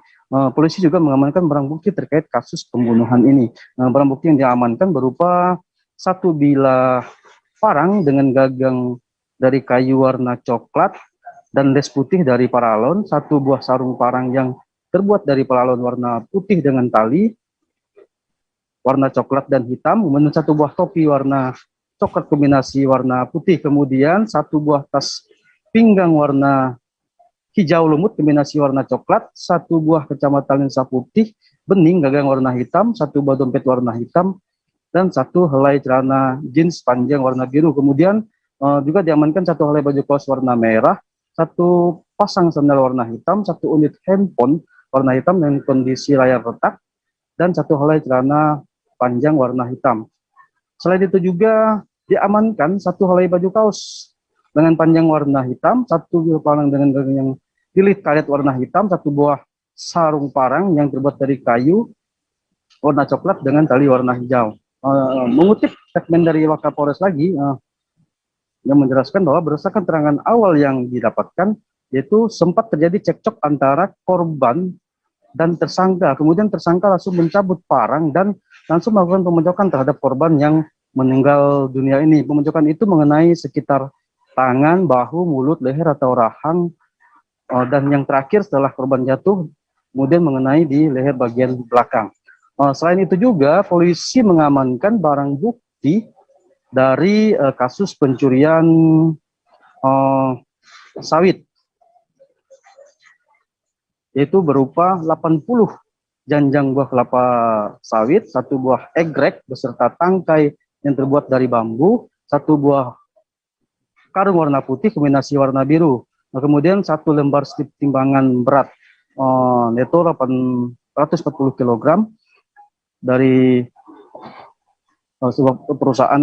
Kemudian 760 kilo juga dan 1 buah dodos. Untuk pasal yang dilanggar tersangka D sendiri adalah pasal 338 KUHP pidana subpasal 365 KUHP pidana. Yang subpasal 31 pasal maksud kami pasal 351 ayat 3 KUHP pidana yang berbunyi barang siapa dengan sengaja menghilangkan nyawa orang lain dihukum karena makar mati dengan hukuman penjara selama-lamanya 15 tahun. Kemudian pasal 365 pencurian dengan kekerasan menyebabkan meninggal dunia dihukum penjara selama-lamanya 15 tahun. Kemudian pasal 351 penganiayaan yang menyebabkan meninggal dunia dihukum penjara selama-lamanya 7 tahun. Kemudian pasal yang dilanggar tersangka pencurian sawit yaitu EW, SJ, YP, dan FM adalah pasal 363 ayat 1 ke 4E yang berbunyi pencurian dengan pemberatan yang dilakukan oleh 2 orang bersama-sama atau lebih dihukum penjara selama-lamanya 7 tahun. Sekian rekan laporan dari Tanggau. Baik, Tribuners, berikut juga ada keterangan dari pihak kepolisian terkait kasus ini yang sudah didapatkan rekan reporter kami. Selengkapnya kami tampilkan. Kejadian tindak pidana pembunuhan dan pencurian ini awalnya kasus ini adalah kasus pencurian, di mana kasus pencurian untuk tempat kejadian perkaranya itu di Blok B nomor 28 Divisi 3 PT CNIS di Dusun Malang, Desa Kedukul, Kecamatan Mukok, Kabupaten Sanggau, di mana kejadiannya itu pada tanggal 6 Mei hari Jumat 6 Mei 2022 sekira pukul 16.30 WIB, di mana anggota Polsek Mukok, dalam hal ini Pak Kapolsek, mendapatkan informasi lewat telepon dari karyawan PT tersebut, perusahaan sawit, bahwa telah terjadi tindak pidana pembunuhan. Seluruh kendaraan yang melaju di Jalan Tol Trans Sumatera di ruas tol Lampung diarahkan untuk memasuki kawasan rest area. Tidak menyeluruh, dari hasil pantauan hanya kendaraan yang hendak menuju Pulau Jawa saja yang melakukan aktivitas demikian. Terkait ada apa sebenarnya himbauan ini akan dilaporkan selengkapnya oleh rekan Vincentius Somaferer, reporter dari Tribun Lampung yang sudah bergabung bersama kami. Iya, halo rekan Dea, selamat sore Tribuners. Benar sekali bahwa adanya penerapan wajib istirahat di beberapa ruas tol Lampung di Jalan Tol Trans Sumatera di beberapa hari kebelakang. Hal ini digunakan agar kepadatan kendaraan di area Pelabuhan Bakauheni, Lampung, pelabuhan untuk menuju Pelabuhan Merak di Serang, Banten, itu terurai. Karena memang beberapa Sabtu ini di arus balik khususnya kepadatan kendaraan terjadi bahkan sampai dengan malam hari. Nah, penerapan kebijakan ini dilakukan memang hanya sebagian ruas, yakni ruas ke arah pelabuhan saja, sementara untuk ke arah Sumatera Selatan, pengelola jalan tol tidak menerapkan hal yang demikian. Dari pantauan kita, ada kurang lebih ratusan kendaraan hingga ribuan di satu titik rest area untuk berhenti di sana. Selain berhenti, pengelola jalan tol bersama dengan pengelola pelabuhan juga bekerja sama untuk menghadirkan semacam tiket untuk pembelian tiket kapal feri untuk berlabuh. Nah, selain itu juga ada imbauan kepada para pengemudi agar selain menggunakan pelabuhan Bakauheni juga untuk menggunakan pelabuhan Panjang di Bandar Lampung yang beberapa hari lalu digunakan sebagai pelabuhan alternatif angkutan penumpang di masa arus balik Lebaran tahun 2022 ini. Nah, sampai hari ini penerapan juga masih terlihat dilakukan, namun dengan intensitas kendaraan yang tidak sepadat kemarin. Hal ini merujuk pada adanya kebijakan terkait WFH dan boleh ambil cuti yang telah diizinkan oleh Presiden kepada ASN dan beberapa karyawan BUMN serta anjuran kepada perusahaan swasta. Begitu rekan dia. Baik, terima kasih rekan Vincencio Soma untuk laporan Anda dari Lampung. Selamat bertugas kembali. Kita beralih ke Kalimantan Timur. Fenomena urbanisasi musiman biasanya terjadi setelah Lebaran. Selain bersilaturahmi ke rumah keluarga, tujuan lainnya adalah mencari kerja. Di kota Samarinda, Kalimantan Timur, sebagai antisipasi penambahan penduduk pasca Lebaran, Pemkab telah melakukan upaya penyisiran. Selengkapnya terkait ini akan dilaporkan rekan Hanifan Mahfuz, jurnalis dari Tribun Kaltim. Silakan rekan Hanifan. Ya, Dea. Di usai momen Lebaran Idul Fitri di Kota Samarinda pada tahun ini sebagai ibu kota provinsi dan juga pusat perekonomian di Provinsi Kalimantan Timur, tentunya Samarinda mengalami potensi penambahan jumlah penduduk usai momen Lebaran Idul Fitri, di mana pada saat arus balik adanya potensi urbanisasi yang dimana masyarakat dari berbagai daerah, baik itu daerah di sekitar kabupaten dan kota di sekitar kota Samarinda dan juga di luar pulau seperti Pulau Sulawesi dan juga Pulau Jawa untuk datang ke kota Samarinda untuk beragam tujuan, salah satunya mencari pekerjaan. Dan untuk itu, pemerintah kota Samarinda akan melakukan antisipasi untuk mengendalikan penambahan dan juga pertumbuhan penduduk di kota Samarinda pasca libur Lebaran Idul Fitri pada tahun ini. Bagaimana yang dipaparkan oleh Wakil Wali Kota Samarinda bahwa sesungguhnya pemerintah Kota Samarinda dan Kota Samarinda sendiri sangat terbuka untuk kepada siapapun pendatang dan juga masyarakat yang ingin berkegiatan dan juga beraktivitas di Kota Samarinda. Namun Wakil Wali Kota Samarinda menyampaikan catatan agar masyarakat yang ingin mengadu nasib dan juga datang ke Samarinda harus disertai dengan keterampilan yang cukup agar bisa beradaptasi dan juga bisa memiliki daya saing untuk mendapatkan pekerjaan dan juga penghasilan di Kota Samarinda ini. Dan untuk mengantisipasi daripada penambahan penduduk dan juga memastikan data penambahan penduduk yang terjadi pasca arus Lebaran, maka pemerintah Kota Samarinda juga menyiapkan perangkat-perangkat di masing-masing lingkungan dan wilayahnya untuk bisa mendata orang-orang atau masyarakat dan warga baru yang tinggal di sekitar wilayah dan lingkungan tempatnya masing-masing untuk bisa mendata penambahan tersebut. Dan juga bagi warga atau orang yang datang ke Samarinda dan baru menetap di Samarinda pada arus Lebaran ini, maka diwajibkan untuk melapor kepada aparat-aparat lingkungan setempat seperti RT, kemudian lurah, dan juga didata hingga kecamatan. Sehingga pada arus Lebaran ini, khususnya pada arus balik, pemerintah Kota Samarinda bisa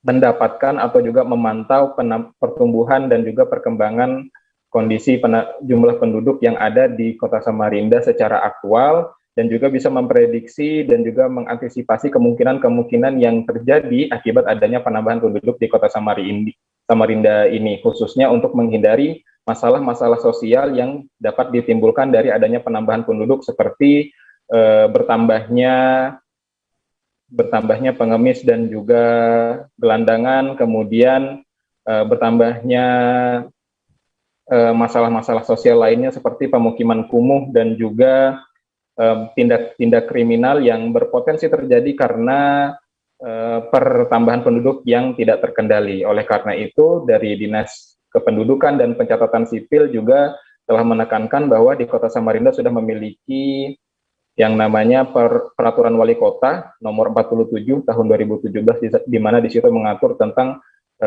penduduk non permanen atau penduduk musiman yang datang di Kota Samarinda yang hanya diberikan batas waktu selama 1 tahun untuk menetap dan mencari penghasilan di Kota Samarinda dengan 1 tahun kembali perpanjangan. Setelah itu mereka harus mereka memiliki pilihan selain kembali ke tempat daerah asalnya, atau mereka menarik data kependudukan dari daerah asalnya dan berpindah dan membuat data kependudukan di Kota Samarinda. Oleh karena itu, pemerintah Kota Samarinda sendiri sudah menginstruksikan kepada aparat-aparat di lingkungan masing-masing seperti RT dan Lurah untuk bisa memantau perkembangan penduduk di wilayahnya masing-masing dan menghimbau kepada masyarakat yang ada di sekitar wilayah RT atau kelurahan setempat bagi warga yang baru datang dan baru menetap di Kota Samarinda untuk bisa melapor kepada perangkat setempat untuk bisa didata. Dan menurut Wakil Wali Kota Samarinda, apabila pendataan dan juga yang bersangkutan tidak melapor ke aparat setempat, maka yang bersangkutan atau orang yang datang dan menetap di Kota Samarinda, pendatang yang menetap di Kota Samarinda itu tidak akan mendapatkan akses layanan dari pemerintah karena memang datanya tidak masuk dalam database dari pemerintah Kota Samarinda sendiri. Dan rencananya dalam sepekan setelah cuti bersama libur Lebaran di tahun ini, pemerintah Kota Samarinda akan melakukan monitoring dan evaluasi terkait data penambahan penduduk yang ada di masing-masing wilayahnya, dan juga menjaring dan mengidentifikasi apakah ada penduduk dan juga warga pendatang yang datang di Kota Samarinda namun tidak melapor dan belum terdata di Kota Samarinda, maka pemerintah Kota Samarinda akan memberikan konsekuensi kepada pendatang tersebut. Begitu deh ya. Baik, Tribuners, rekan reporter kami juga sudah mendapatkan keterangan dari anggota Komisi 4 DPRD Kota Samarinda, Denny Hakim Anwar. Berikut liputan lengkapnya. Keluar masuk jumlah penduduk kan, artinya ketika kemarin ini kan banyak nih yang migrasi pulang kampung mudik setelah 2 tahun tidak mudik kan, nah, otomatis banyak sekali. Nah tapi juga nanti ketika baliknya ini lagi, otomatis mereka pun akan membawa lagi mungkin saudaranya dan lain-lain. Nah ini yang kita harapkan tadi, bahwa semua ini mesti terdata. Kenapa mesti terdata? Karena sampai saat ini kita selalu bermasalah dengan data. Nah, artinya nanti ketika ada mohon maaf, ada kejadian misalnya ada bantuan sosial ataupun apa, kita sudah punya data yang lengkap gitu. Dan validitas dan juga pendatang-pendatang yang belum masuk di dalam datanya ini otomatis juga bisa diketahui dari mana datangnya, dari mana ininya, kotanya di mana dan kesini tujuannya apa. Jadi kita punya database lah yang saya harapkan nanti di Sukcapil dengan dinas sosial itu berkolaborasi dan nanti otomatis memperbarui juga data BPS kita. Itu yang BPS itu sampai sekarang itu saya kira itu masih data lama sekali loh. Itu BPS itu kalau tidak salah itu data 2011 yang dulu yang masih dipakai. Nah itu. Kembali ke Jawa Timur, Tribuners, pedagang pasar hewan Splendid sedang kebanjiran omset penjualan hewan peliharaan imbas libur Lebaran tahun 2022 ini. Pengunjung memadati pasar hewan peliharaan terbesar di Kota Malang ini sedari libur Lebaran hingga saat ini. Untuk situasi terkini di sana akan dilaporkan oleh rekan Erwin Wicaksono, reporter Surya Malang yang sudah bergabung bersama kami. Silakan rekan Erwin. Ya, baik. Memang pada hari libur Lebaran kemarin yang sudah berlangsung sekitar 7 hari, lebih dari 7 hari tersebut, menjadi berkah tersendiri bagi pedagang hewan peliharaan yang ada di Pasar Splendid, Kota Malang, Jawa Timur. Nah, pedagang sendiri memiliki strategi untuk menarik pembeli adalah dengan mematok harga yang miring ya untuk dapat menaikkan omset-omset penjualannya yang sebelumnya sudah turun karena akibat pandemi. Dan saat ini pedagang berharap jadi momentum yang bagus pula karena masyarakat ataupun dengan kelonggaran-kelonggaran yang sudah terjadi saat ini karena juga kasus yang sudah melandai dan masyarakat sudah bebas mengunjungi berbagai tempat termasuk pasar hewan splendid ini.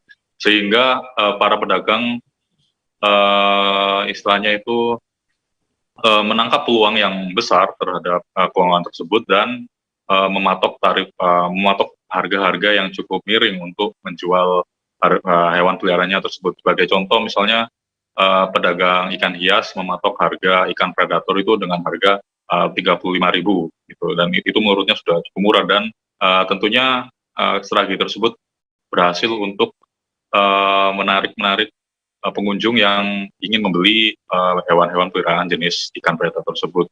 Dan tak hanya dari pedagang ikan saja yang mengaku dapat kenaikan omset, salah satu pedagang lain yang ini pedagang peliharaan kelinci, kucing, dan hamster juga mengaku mendapatkan kenaikan omset yang cukup signifikan dibandingkan dengan tahun-tahun sebelumnya yang merosot akibat pandemi.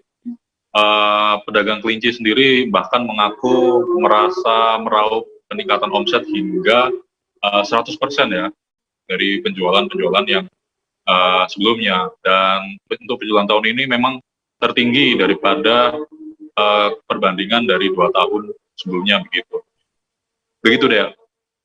Baik, Tribuners, rekan Erwin juga sudah melakukan wawancara bersama sejumlah pedagang di Pasar Splendid. Berikut liputan lengkapnya. Koi sama predator. Penjualannya bisa sampai berapa? Penjualannya bisa sampai berapa sekarang? Harganya? Iya. Oh, warna-warna mas. 50, 100, nggak mesti mas. Sehari bisa terjual berapa mas? Nggak kena hitung. 10 ekor? Lebih. Itu ikan apa? Koi. Untuk sama predator itu lebih lah 10 ekor tiap hari. Ya, predator itu jenisnya apa aja mas? Banyak mas, Oscar, Ibas, alligator, banyak. Yang paling laris apa dari jenis itu? Oscar sama Ibas.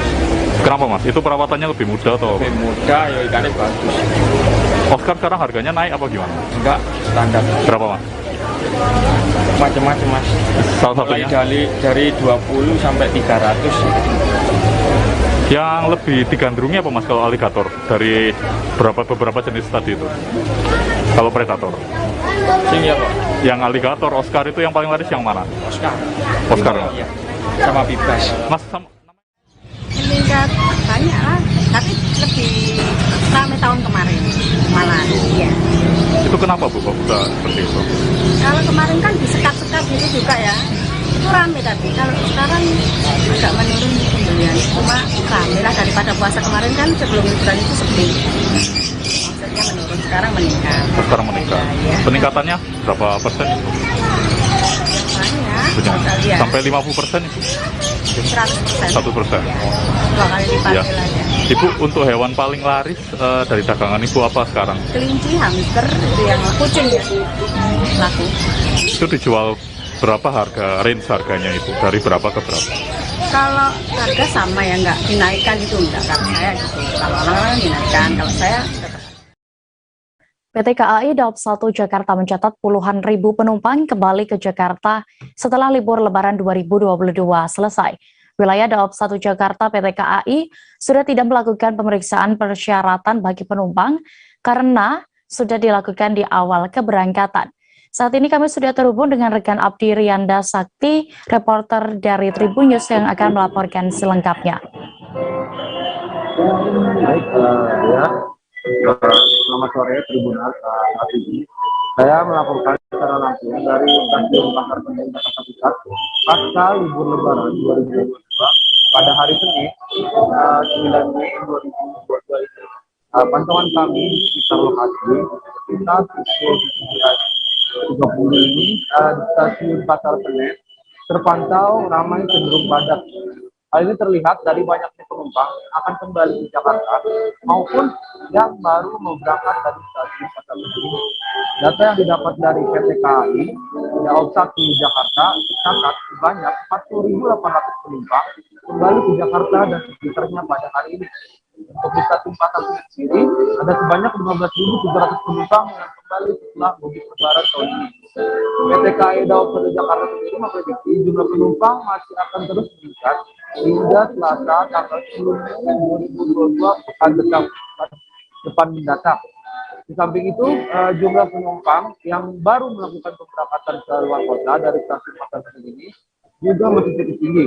Tercatat sebanyak 15.900 penumpang yang akan melakukan pemberangkatan dari stasiun Pasar Senen dan stasiun Gambir Jakarta Pusat. Untuk di stasiun Pasar Senen sendiri ada sebanyak 9.600 penumpang, sedangkan di stasiun Gambir ada sebanyak 6.300 penumpang yang baru melakukan perjalanan ke luar kota dari stasiun besar di Jakarta ini. Demikian laporan yang bisa saya sampaikan. Dea, kembalikan ke studio. Baik, terima kasih rekan Abdi Rianda untuk laporan Anda dari Jakarta. Selamat kembali bertugas. Kita beralih ke informasi berikutnya. Mudik Lebaran menjadi salah satu momen untuk berkumpul dengan keluarga dan sanak saudara di kampung halaman. Namun hal itu tidak berlaku bagi Aibtu Muhammad Rafiq, anggota Satlantas Polresta Cirebon yang tetap bertugas di pos pengamanan Palimanan Cirebon, Jawa Barat. Selengkapnya terkait kisah sosok Aibtu Muhammad Rafiq akan diinformasikan oleh rekan Ramadan, jurnalis dari Warta Kota yang sudah bergabung bersama kami. Silakan rekan Ramadan. Terima kasih rekan Dea, dapat saya ceritakan kisah dari Aibtu Muhammad Rafiq, anggota Satlantas Polresta Cirebon yang bertugas pada momen Lebaran kali ini. Dia menceritakan bahwa ia bertugas pada momen Lebaran ini dari sejak Minggu pada tanggal 24 April 2022 hingga Minggu kemarin. Dia mengatakan bahwa ini menjadi tahun kelima bagi dirinya tidak dapat lebaran di kampung halamannya, yaitu yang ada di wilayah Brebes, Jawa Tengah. Hal ini merupakan tuntutan tugas yang harus dijalankannya hingga musim arus balik lebaran selesai, yaitu pada minggu kemarin. Dia yang mengenakan masker berwarna hitam saat ditemui tim wartakotalive.com menceritakan bagaimana suka dan dukanya saat mengamankan jalur mudik lebaran. Dia mengatakan bahwa memang ini sudah menjadi panggilan tugas negara untuk mengamankan jalur yang melewati jalanan yang ada di pos pengamanan Palimanan, baik yang menuju Jakarta maupun yang menuju ke arah Jawa Tengah. Dia memang mengatakan bahwa kurang istirahat, kurang tidur seperti itu memang. Namun hal itu tidak menyurutkan semangatnya untuk bertugas di lapangan dalam waktu 2 minggu seperti itu. Dia memang sudah rindu akan keluarga yang ada di kampung halamannya. Namun hal itu dapat terobati yaitu dengan melakukan panggilan video call dengan keluarganya yang ada di Brebes, Jawa Tengah seperti itu. Dia berharap setelah momen Lebaran selesai ini, dia akan berkunjung ke Brebes, Jawa Tengah untuk bertemu dengan keluarganya. Seperti itu, rekan Dea. Baik, Tribuners, rekan Ramadan juga sudah melakukan wawancara bersama Aibtu Muhammad Rafiq, anggota Satlantas Polresta Cirebon. Berikut keterangan lengkapnya. Dari tanggal 24 April sampai tanggal 8. 8 oh hari ini ya. Iya. Itu Bagaimana Pak situasi arus lalu lintas di sini Pak menurut Bapak? Untuk situasi arus lalu lintas, terutama yang mudik cukup ramai. Ya, terus cukup ramai ya. Terutama yang melintas di perempatan Tol Merah Palimanan ini cukup padat. Belum padat ya? Ya. Diperkirakan kapan sih Pak ini puncaknya Pak? Puncaknya ya hari Sabtu dan hari Minggu. Sampai hari ini berarti ya? Iya. Bukan besok Pak? Bukan ya? Hari Senin sudah mulai ngantor. Oke, Pak bisa diceritain Pak suka duka Bapak nih saat bertugas di Lebaran itu biasanya gimana sih Pak? Yang jelas kita dari awal bertugas itu jelas menguras tenaga. Ya, menguras tenaga. Ya, kurang tidur, kurang istirahat, ya semata-mata karena untuk pelayanan harus mudik dan harus balik. Kemudian untuk hari Lebaran kebetulan saya tidak berlebaran karena melaksanakan tugas menjaga operasi ketupat. Jadi tidak berlebaran dengan keluarga. Udah berapa lama Pak nggak mudik ke kampung Pak? Perayaan Lebaran Ketupat di Kampung Jawa Tondano atau Jaton Kabupaten Minahasa tahun ini ramai dikunjungi masyarakat. Ya, Kampung Jawa Tondano selalu ramai di Hari Raya Ketupat yang jatuh pada hari ke-7 atau kali ini Senin 9 Mei 2022. Terpantau banyak masyarakat yang memadati Kampung Jawa Tondano untuk bersilaturahmi bersama keluarga mereka.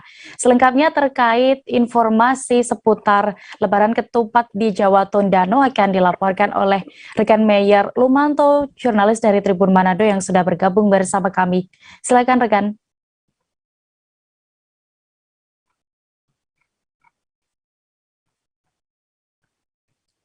Halo, rekan Meyer.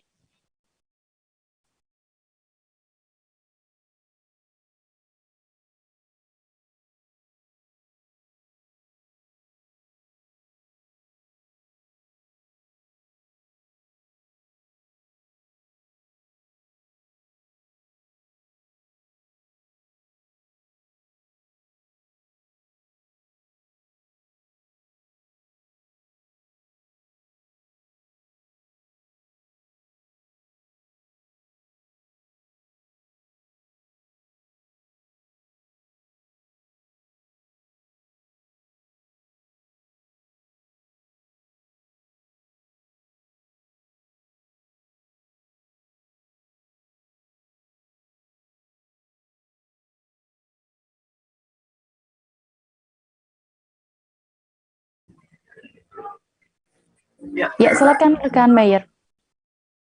Ya, baik, Tribuners. Jadi perayaan Lebaran Ketupat di Kampung Jawa Tondano, Kabupaten Minahasa, tahun ini ramai dikunjungi oleh masyarakat.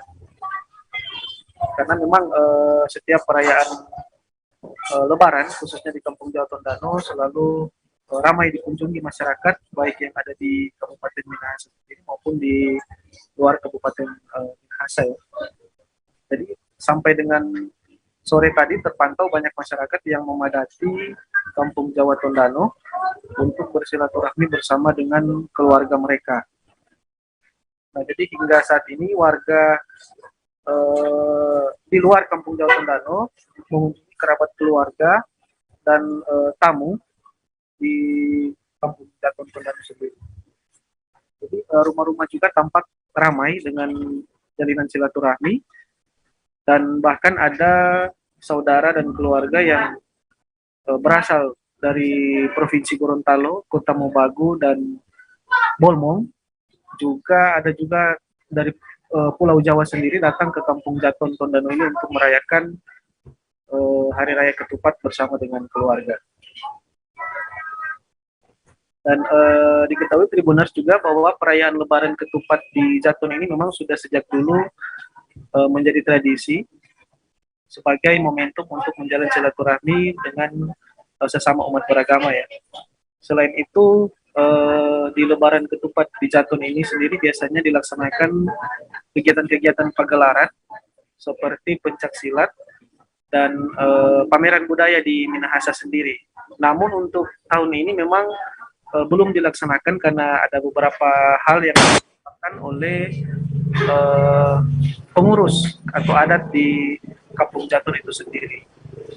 Jadi ini merupakan wujud toleransi yang selalu terpancar di Kampung Jawa Tondano, sebagaimana sejarah Kampung Jatun itu sendiri yang memang menjaga kerukunan dan kebudayaan di Kabupaten Minahasa bahkan di Provinsi Sulawesi Utara. Demikian rekan Dea.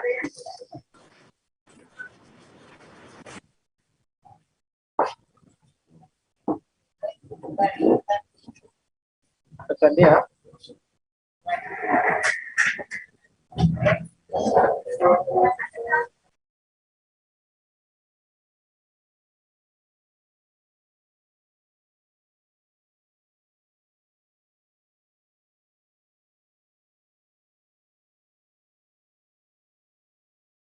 Laporan Anda, selamat bertugas kembali.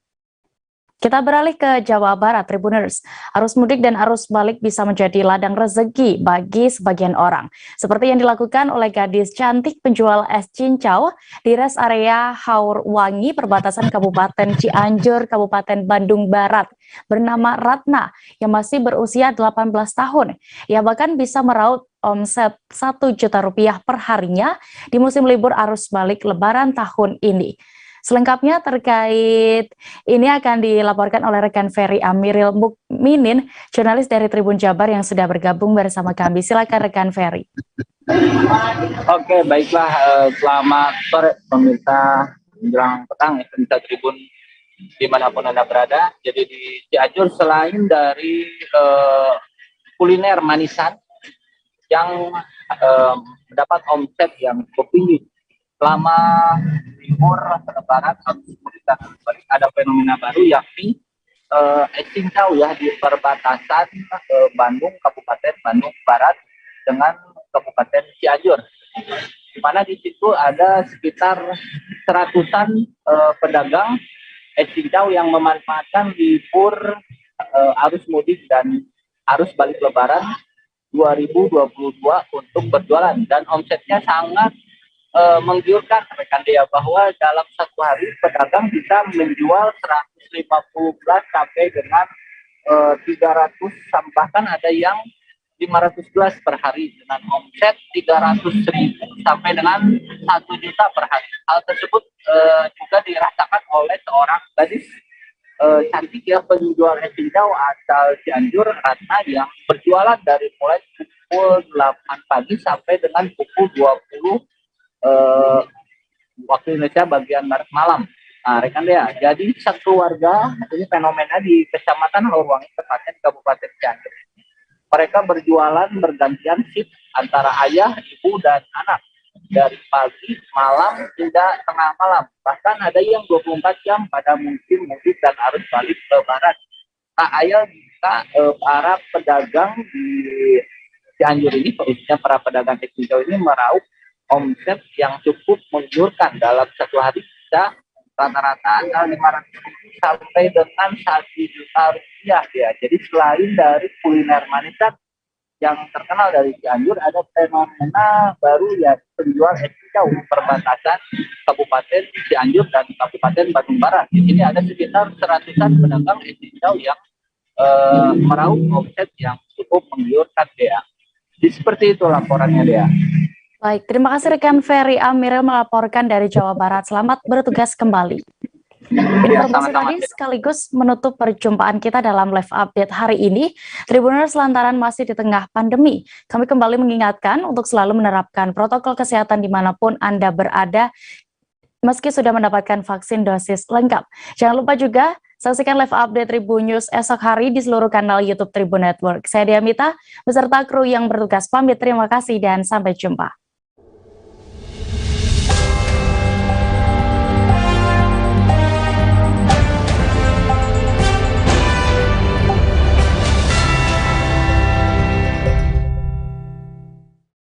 Jangan lupa like, subscribe, dan share ya!